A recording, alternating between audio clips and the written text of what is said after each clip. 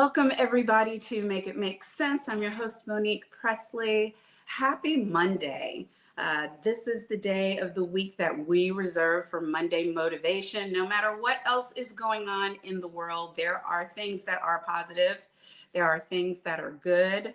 Dare I say, there are even some things that are pure that we can focus on. And I started this show not just to provide you information that you could rely upon, but also inspiration that you could rely upon. For those who don't know, I am an ordained minister, and faith is at the root of so much of the work that I do in community, whether it is legal work, social justice work, civil rights work, work to assist those who are least fortunate. I am following some principles. So happy belated Resurrection Sunday. Happy Easter. I hope you had a wonderful time if you observe it, spending it whatever way you want to spend it. And I hope you got some rest and some family time or some friend time or some, as I said, whatever you want time over the weekend. And perhaps you're still even on break today for Easter Monday. I certainly have kids on break. I've directed that they scatter so that I can have this time with you. And in the midst of everything that's going on, one of the words that keeps popping up for me ever since maybe about over a year ago, when I was in an interview with wealth coach Deborah Owens. Look her up if you're looking to find a good way to invest, especially if you're a woman, a Black woman, you're new to investing, you want to secure yourself in insecure times. She's an excellent person for that, rooted in years and years and years of investment banking experience, now doing her own thing, consulting, and she's helped, I dare say, thousands of women at this point to get control of their finances and their financial portfolio and their financial futures for that and for that of their families. But we were talking about the stock market and talking about things that were going on in that regard. And she said something to me that has stuck with me, not just because it matters in terms of the stock market, but because of all of the other ways that you can apply it. She said, Monique, you have to always recognize the opportunity in the volatility. We're looking for the ways that we can recognize, take advantage of, and act upon the opportunity in the volatility. Now, for those of you who know what volatility means, I don't have to tell you that we're in some volatile times, but I, of course, facts and data girl here, want to start with a definition. And this definition is provided by the Cambridge Dictionary. Volatility is the quality or state of being likely to change suddenly, especially by becoming worse. Let's say that again. The quality or state of being likely to change suddenly, especially by becoming worse. Some examples are volatility of a political situation, worries about volatility in the economy, or market price, currency, volatility. We have seen all three of those, right? In the past weeks, in the past months, I dare say in the past years, there's been one thing after another. If we date back to 5 years ago, when we knew we were entering into COVID, and all of the changes, the sudden changes for the worse that we had to deal with. And that's volatility, that's shaking. That's having to address the unexpected and figure out what we're going to do in it. We saw, because of that, then and now, volatility in the markets. We're seeing now, not because of anything that's happening like a pandemic, but because of failed leadership, because of insecure and chaotic leadership, we're again seeing volatility in the market, seeing volatility in the economy. We've seen the stock market just crashing and crashing, slumping and going up for a bit and slumping again. We've seen world markets be affected by declarations of tariffs. We ended up in the tariff war we never asked for, and that was completely avoidable. All of those things are happening in the economy, but there are other things that are volatile because of it. We have seen our civil rights community being dealt blow after blow, sudden changes that are for the worse. We have seen women due to the Supreme Court decision in Roe v. Wade, and because of other actions now on behalf of this new administration who don't have security, decision-making, autonomy in our own bodies. And that is a sudden change that is for the worse for many women across this country. There are states that have taken it upon themselves to pass laws to secure those rights, but there are other areas where women are afraid, women are scared, young women, middle-aged women, old women who are raising children and grandchildren don't know what to do. Those are sudden changes, volatility. We've seen changes in food security, right? We've seen prices skyrocket due to global inflation, and then again due to things that this administration has done that have not helped, that have made things worse instead. When you've got to choose between whether you're going to get medicine, whether you're going to be able to afford groceries, what kind of groceries you can get. When you look in there and you used to be able to get a lot of food items for $50 and now you can only get a couple of things and you're trying to feed a family of 5. Those are all the quality or state of being likely to change suddenly, especially by things becoming worse. We're seeing changes for the worse and suddenly. And frankly, that does something to your mental. That instills a type of fear and a type of change that nobody really wants to deal with. But as a crisis manager and a risk manager, I'm telling you, you've got to be ready for it. And one of the ways that I believe you can be ready for it is by knowing that there are opportunities for you as an individual, whether it's as an investor or whether it's as a public servant or whether it's someone in corporate America. If you're working in a nonprofit, if you're seeking purpose, there are opportunities, there are openings for you to make your standing better in worsening times. So I'm going to give you a few ways that that's true, and then I am going to get out of your way for the day.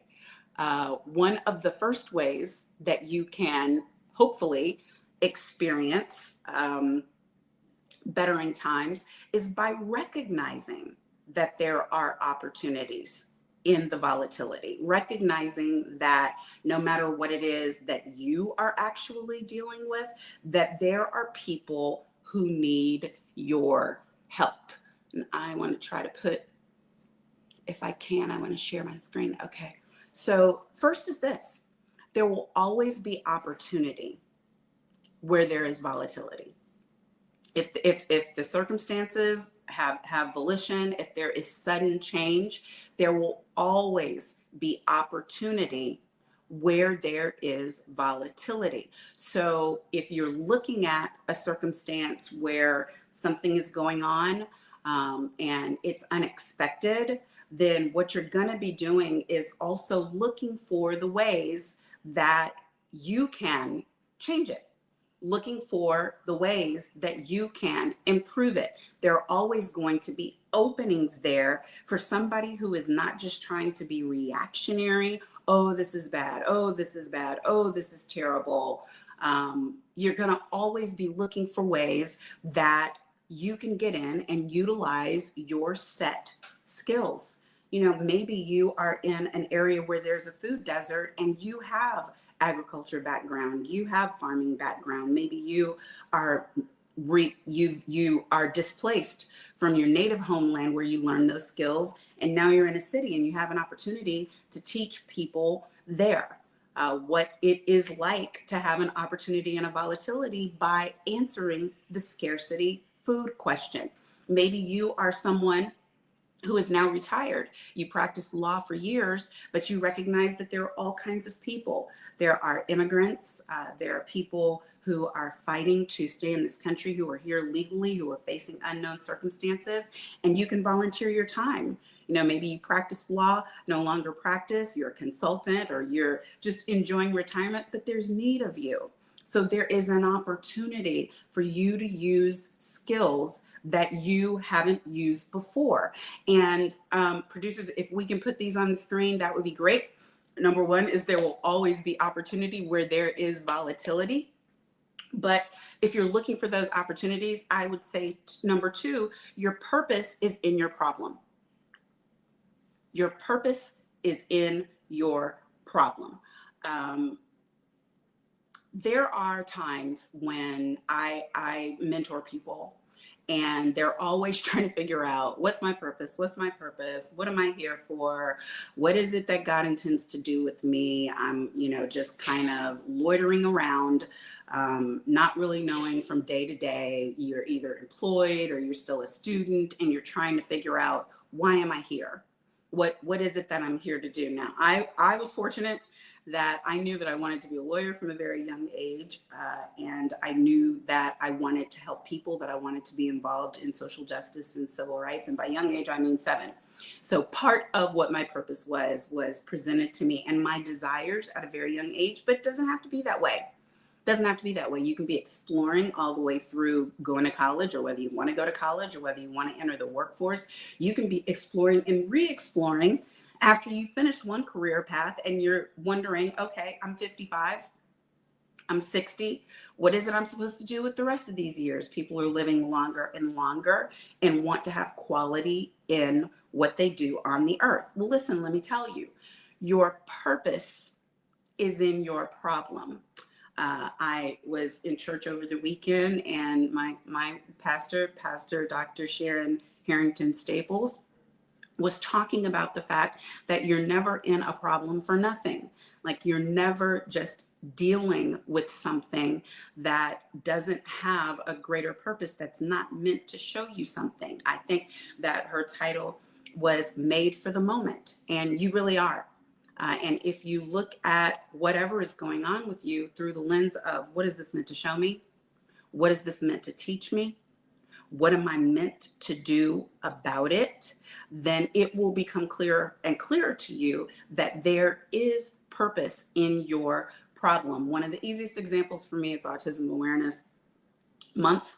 This month, awareness, inclusion, acceptance. I have a son on the autism spectrum, and he was diagnosed a little bit before he was 2 years old. And one of the things that I dealt with first on is, I'm taking care of me and mine. I'm figuring out what needs to be done for my son. How do I get him diagnosed? How do I get treated? How do I get therapies on board? Where's it going to go to school? And if I wasn't talking to somebody who was a part of the solution for that, who could help me figure those things out, I wasn't talking about it at all. I mean, not family members, not friends, nobody. If I couldn't trust you to, one, be supportive and positive and have a, this is what the reports say, but this is what God says mentality about my son, we weren't talking about it. And then second, if you weren't part of our solution system, if you weren't part of our core team of how we figured things out, I wasn't talking about it. But what I didn't want to realize at that point is that situation, all of the problems that I was facing because of having to refigure what it meant to be a first-time mom, to go through milestone steps with my child, to figure out what was necessary and what was needed, and all of the different ways that there were challenges in getting that accomplished. There was purpose for me in it, because I wasn't a mom without education, a mom without resources, a mom without means, a mom without community, a mom without connections. I had all those things, and that's not every family.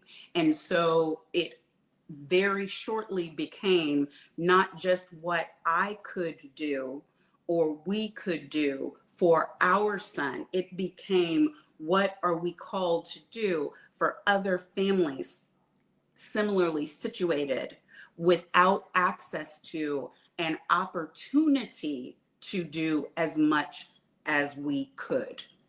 So that's turned into fundraising for autism awareness and autism issues. It's turned into annual events at our church to help in the surrounding community. We're doing one this Sunday, the annual event at the Temple of Praise.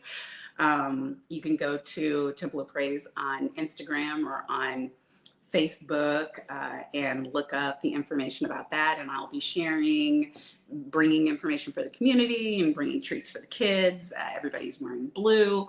And so all of these things that are happening, I've worked in conjunction with organizations like Autism Speaks. I've worked with Ariva Martin, who was on the show this past Friday last year. We had an autism candle that we were selling with the proceeds to go to her organization, Special Needs Network. And so every year there's been something. We participate in the Best Buddies program, but none of that was in my plan. None of that was in my plan. My original plan, if you go back to 2005, no ma'am, no sir. But purpose. The purpose was resurrected through the problem. Third, you're gonna have to have flexibility and fluidity as you determine the outcome. It really is up to you. Like, how flexible are you? Are you going to try to stick to, this is what I was meant to do? I'm supposed to be a lawyer my whole life. I'm supposed to have perfect children. I'm not supposed to be dealing with any adverse circumstances. I'm supposed to be staying in the same job. I'm supposed to be staying in the same city. I'm supposed to be doing all these same things. No. Flexibility and fluidity determine your outcome. They determine your outcome in business. They determine your outcome in relationships. And they for sure determine your outcome when you're trying to figure out what your purpose is in the earth. You're going to have to be able to bend some, babe. You're going to have to be able to be willing to refigure, imagine anew what your life is going to be. And these are people who deal with all kinds of adverse circumstances, who have had unexpected death in the family, people who have lost everything in fires like what we saw in the Los Angeles area, people who, because of hurricanes or other catastrophic events, have had to reimagine their lives. But with flexibility and fluidity determining your outcome, you get to decide, are you going to be rigid? And then when something happens that you don't imagine is going to happen, you break? Or are you going to be fluid and going to be flexible such that you can kind of go with the current of the times and enable that divine space to govern what you do next? Fourth, people who solve problems always eat. You always gonna eat. If you're a problem solver, because there are always problems. I don't have to tell you that.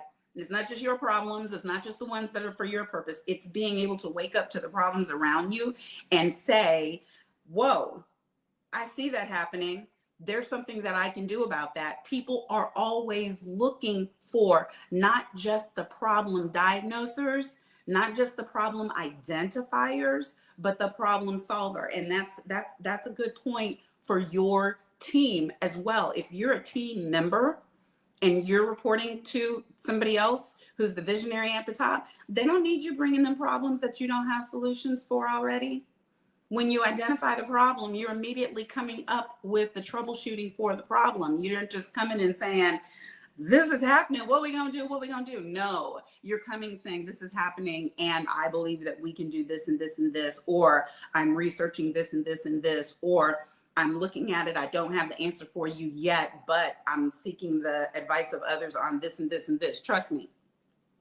As somebody running multiple companies who has led major litigation teams, crisis management teams, run things for organizations, we need the problem solvers. Yes, I need the problem flaggers and I need the problem identifiers, but then we need the troubleshooters. Or what's the point? We just gonna sit in it?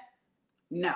So people who solve problems will always eat. You will always have funding. You will always have a job. You will always have contracts. You will always have careers. You will always have something to do that is bringing you direct benefit because you're making life better for those around you. And I'm here to tell you, the other thing about it is, and President Obama always said this, and it's the final thing that I'm going to say to you today. Number 5, you are the solution you seek.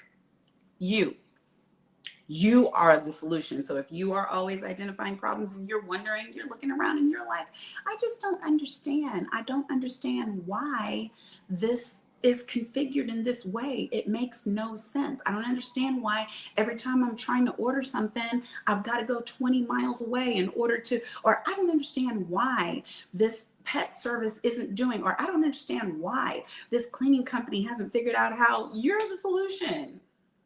You're looking at it every day and it's bothering you. And if it's bothering you, it's not just bothering you. You are the solution you seek. There may be a company just waiting or an investor just waiting for you to put that deck together and pitch the problem with the solution and what the funding is going to require to get it done and how many people you're going to need on your team. And ChatGPT makes putting that deck together the easiest thing in the world.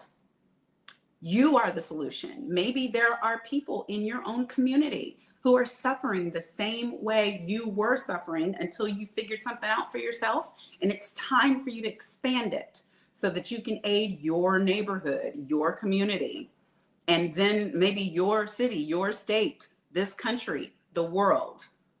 It happens quickly once you decide to get in the arena, to get in the way. As Congressman John Lewis would always say, to get in some good trouble. Once you decide that you're in, you'd be surprised the wind that can come behind your effort and your endeavor. You know, lots of people are afraid right now, and rightly so. Lots of people are afraid right now. They're afraid of what they're going to do, how they're going to survive, how they're going to take care of their families, whether their portfolios are safe, whether the job is secure, all of the things. There's fear in every area right now, but the fear does not have to destabilize you. The fear does not have to incapacitate you. And the other thing about fear is it doesn't exist at the same time as Thanksgiving. It neurologically is impossible. I bring this up. I don't know really of a time that I've spoken, especially to young people, that I haven't said this. It is impossible. Did you know that it is impossible for fear and gratitude, for anxiety and gratitude to exist at the same time in your brain? It is impossible for them to exist at the same time in your brain. Neurologically, there's been all kinds of studies on it. Ain't God all right? I just love it that when you're worried, when you're anxious, when you're afraid, if you start thinking of and speaking out loud things you are thankful for. I'm thankful for this very breath. I'm thankful that I have an opportunity to go to work today, even though I don't like my job. I'm thankful that I had breakfast this morning and I was able to use transportation to get my kids to school on time. I'm thankful. I can remember times when I wasn't in my right mind, but I'm in my right mind today. At least I'm in a portion of my right mind today. I have friends today. I have a partner to spend life with today. I have community. I have places that I can serve today. Just thankful. Thankful. The clothes on your back. Thankful. In your brain, the way you are wired, the anxiety, the fear exits when the thankfulness enters. So use that trick. Use it frequently.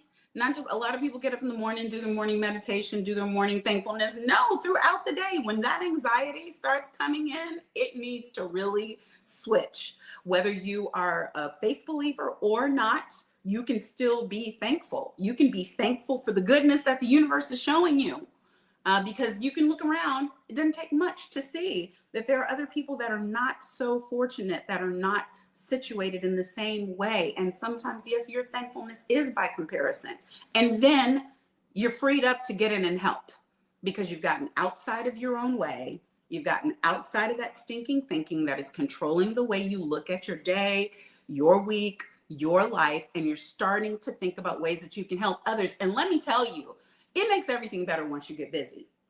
When you get busy, it makes everything better because you're not spending your time just spinning and spinning and spinning and spinning and spinning. Once you start doing something with your two hands, and then you put your two hands with two more hands, and you put those two more hands with two more hands, and you are a part of a network of community that is helping others, time goes faster, days get lighter, and you start being able to have some small wins that you can be thankful for, that you can start building up rocks, right? Rocks of building blocks of what you are doing, not just to be in the problem, but to be part of the solution. Now, there are people all around the world today who are mourning. And I was raised Roman Catholic, and I heard from my mom early this morning because if you don't know, within the past few hours, we have lost one of the preeminent faith leaders, world leaders of our time, and truly the first of his kind. Pope Francis has transitioned and gone on to be an ancestor. I don't know what your faith system believes about what happens to people when they leave this earth or where they go. But Pope Francis, during his time on this earth, he was the first Latino Pope to serve as the head of the Roman Catholic Church. He focused his time on the poor and centering what it means to be living a life of service, to be leaning in toward peace. He was one of the most progressive popes on any number of issues, including issues of women and women in leadership, including issues of the Roman Catholic Church stance on many issues of the time. And we found many people turning their direction back, not just toward the Catholic Church, but toward faith, because of his outreach and inreach, and because of his public stances that in many ways went against the grain. I picked one of my favorite quotes, which I want to share with you because I think that it really matters during these times. A favorite quote of mine of Pope Francis. And he said, "Have the courage to swim against the tide, and also have the courage to be happy." Don't we need both of those right now? Don't we need the courage right now to swim against the tide, as we've been talking about this whole time we've been doing Motivation Monday, to recognize that, yes, while there are a lot of problems, you can be the solution to the problem, to recognize that while there is volatility, there are opportunities in the volatility, to recognize that while many people are afraid, you can still be the person who takes action in the midst of fearful times, that while many people are being scared into silence, while they are capitulating and agreeing in advance, bending over to the threat of autocracy, that you can be, as an organization, as a company, as an individual, someone who swims against that tide and says, no, it's not going to be me. This doesn't have to be my circumstance for me to care, for me to speak out, for me to want to do for others. And those are all things that Pope Francis stood for. Those are all things that he believed in. And I'm hoping this day that while we have so many things that we are struggling with, that we are fighting to overcome, that we want to be inspiring others to overcome, I am hoping this day that we will remember this and so many other of his words. You can look up famous quotes of his and speeches of his and just allow it to nourish you throughout today, throughout the week, throughout the coming weeks and coming months, because there really has never been one like him. And he surely in the earth will be missed, but I know that his spirit is going to be with us always. So I'm devoting this episode of Make It Make Sense to him. That's all I have for you today. I am so thankful that you are joining and continuing to join us. Please share that we're meeting here Mondays at noon Eastern, Monday through Friday at noon Eastern on YouTube. Please subscribe to my YouTube channel, Monique Pressley channel. Please like the shows. Go back and catch up on the shows that you've missed. Please like them. Please share them. And frankly, that's the best way that you can help all of us, by utilizing your own platform to share good news, to share useful information, to share facts, to share data, to share trusted expertise and opinions. We're counting on you guys. We're all we got. And I hope that we can all be in this together so that we can move forward, thriving, not just surviving, creating a better life for us all. Until tomorrow, Monday, motivation is a wrap. Tomorrow, Tuesday, we'll be back with an exciting guest. I can't even share it yet, but I'm excited about it. We'll be back tomorrow with an exciting guest, noon Eastern. Until then, stay safe out there.